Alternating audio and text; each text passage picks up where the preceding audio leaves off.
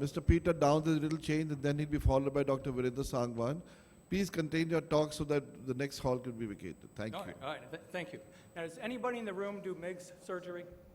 Anybody? No. MIGS, micro-invasive glaucoma surgery. Anybody do that? No? Well, I'm not surprised, but I understand 2 MIGS procedures have just been introduced into India, the iStent and the trabectome. First, the iStent was introduced in the United States 8 years ago. So the question is there anything we can learn from the United States history as to what might happen in India? I'm an employee of MarketScope, and the first step you would say is, well, who is doing glaucoma service in India? So there's a survey done back in 2014, 622 respondents that found 52% said they offered glaucoma services. We did a survey last year, found 67% said they offered glaucoma service. There was also an email survey. But glaucoma service can be almost anything. So we decided to go look on the web at hospital websites, at their doctors' profiles, and see what they said individual doctors did. We looked at 800 websites. Some didn't say anything about who their doctors were. That's fine. We excluded them. That left us with 2,635 doctors' bios on the web that we looked at. 356 didn't give any mention as to what kind of specialty or whether comprehensive or what. So of the remaining 2,279 ophthalmologists here in India, had 17% said that they did glaucoma surgery. And about 1/3 of those said they did only glaucoma surgery. So you had 1/3 do only glaucoma surgery. The other 2/3 of them, what I call glaucoma plus, they're doing glaucoma plus cataract or glaucoma plus refractive or something like that. Now, how does that compare in the United States? In 2013, we can look at detailed insurance information in the United States. We can identify what individual doctors bill for. So in 2013, the year after MIGS were first introduced in the United States, there were 654 doctors who billed for glaucoma surgery. Of those, 465 were billing for trabs and tubes. The other 189 were doing the new MIGS surgery. 4 years later, in 2017, you see we still have almost the same number of doctors billing for trabs and tubes, but we're now up to 958 cataract surgeons, what they initially were, now billing for MIGS surgery. MIGS surgery in the United States can only be performed at the same time as cataract surgery. It's a combo procedure.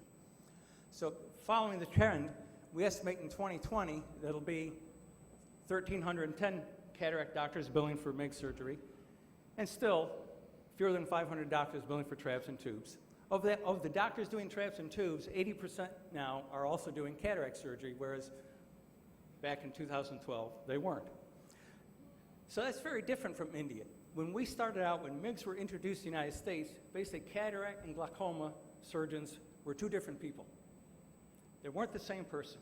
In India, you have a lot of people who are already doing both procedures. So the barrier to adoption of MIGS in the United States was for a cataract surgeon to start doing it. And MIGS were first marketed to cataract surgeons, not glaucoma surgeons, because there are a lot more people doing cataract. But for a cataract surgeon to start doing glaucoma surgery, it meant adding diagnostic equipment for glaucoma. It meant adding space in their practice for the patient flow for glaucoma, because the patient flow is very different than it is for cataract patients. It meant adding the capability to contact patients and have them come back 4 months later, 6 months later, a year later, instead of just after months saying, bye, nice seeing you, have a good life.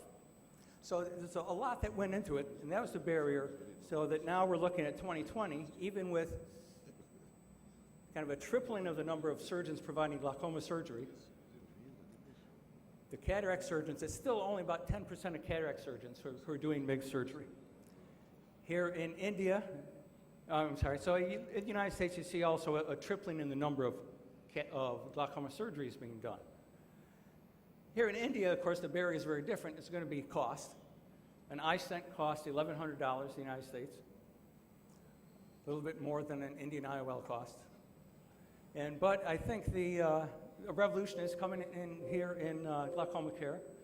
You've seen here at this session the people with the inexpensive mobile perimetries. I also mentioned internet-based perimetry, so there's no upfront cost. And there are Indian companies working on very inexpensive versions of the microstents like the iStent or stentless MIGS. So in a few years, all these could come together to make moving into glaucoma care for those cataract surgeons who are not already do that a much cheaper proposition than it was for U.S. surgeons. Thank you very you. much, Mr. Peter Downs, and thank you very much for the next session to give us the extra time. We're grateful to Dr. Dinesh Talwar for his cooperation, and we apologize to the speakers, 2 of them who could not get the time this time. We'll carry them over in the next conference. Thank you.